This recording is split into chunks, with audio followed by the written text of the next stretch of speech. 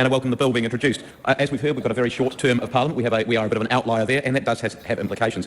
This bill introduces a 4-year term, sort of, because it's a conditional 4-year term, and I think that's a real complexity in what is the bill. So it only introduces that 4-year term if the conditions around the way in which select committees are organised are met. And it also requires this bill suggests entrenching this model through a referendum. Look, over the years, well before coming into this House, I've asked many people about the idea of a 4-year term, or possibly even a 5-year term, and almost unanimously the politicians, the leaders, business leaders, community leaders have said, actually, that's a good idea, but there is this need for some checks and balances. But this is not ours to determine. Ultimately, it is the people to determine. It's the people's electoral system, and they should be the ones to determine that, and that is why a referendum is attached to this proposition as well. And New Zealand First, as you know, Madam Speaker, has always been very keen on referenda because we believe in the wisdom of the people to make choices. As diverse as we are, we're diverse in this House, and obviously we are diverse as a people.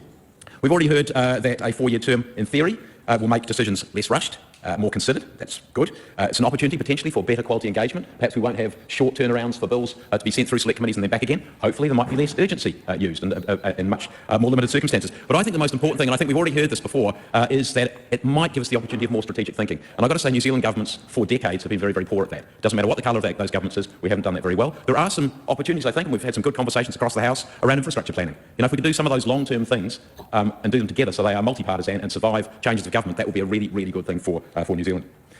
Our coalition agreements actually aren't quite the same. The National Act Agreement says, pass this bill, the Constitution, well, what it was originally titled, pass the Constitutional Enabling a 4-Year Term Amendment Bill through first reading in the first 15 months of this term. Well, we're actually about 16 months, but never mind. So that's what the National Act Agreement said. The National New Zealand First Agreement is actually broader. What it said is support to select committee a bill that would enact a binding referendum on a 4-year term of Parliament. So in other words, it didn't put conditions around that. So that's the conversation that we're having, I suppose, as a coalition. We've actually got two different parts of the agreement. But both of them do say that we should take this through a select committee process and we should allow the people of New Zealand to have a say. And the bill rightly proposes that any change be a decision for the people.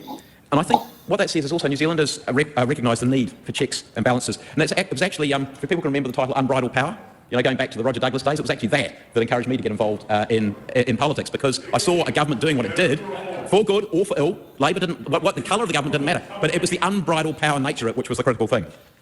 And in fact, the explanatory note to this bill actually recognises that. It says the intention of this, the proportionality requirement, is that the term of a parliament could only be extended if there are improved checks and balances on the government. So the bill itself recognises the need to do that. It proposes a particular way of doing that, but there's only one way of doing it. There are multiple different ways of doing it.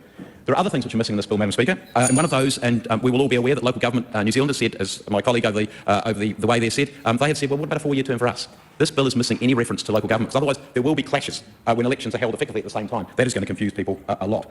So I think that is something that needs to be considered, and I would encourage submissions along those lines. It's a lot harder for us to put checks and balances on Parliament than it is to put them on local government, but it is possible. And just, if I may finish off, Madam Speaker, we don't have, as we know, we don't have a second chamber. We do have the courts, but the courts are subject to decisions that the government makes. In fact, visiting the Supreme Court, they did say that quite explicitly. If we don't like what the courts do, we can change those things, and we should do that. What about the role of the Bill of Rights? What about the role of referenda? So there are a lot of things, Madam Speaker, that I hope that the public of New Zealand will engage in. I'm going to commend this bill to the House, and I'm going to be really interested in the discussion going forward. Here you go. Again, I really urge that people read the regulatory impact statement. Gary, you're analysing what Andy said. Yeah, I'm not sure that his heart's in this one, to be honest. Or not in its current form. No, but he felt like he was going through the motions there. Yeah, not really, and none of them are talking about the regulatory impact statement at all. No, I don't even think they looked at it. I don't even think David Seymour read it. Oh, I doubt that he would read it. Yeah, that's so true. But yeah, from Andy Foster, I'm getting kind of like the same vibes I'm getting off Celia. It's like he must have had his leg pulled to go, yeah, we'll support this to select committee. Yeah, it's like the spirit of the bill we support, but not in its foundation, but we're prepared to make it better. Yeah, it needs work. Not convinced. Not convincing.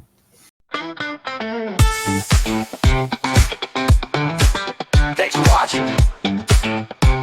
Make sure you're subscribed to our Facebook, YouTube, Twitch, Instagram, TikTok, News Guide, The Order Paper Podcast.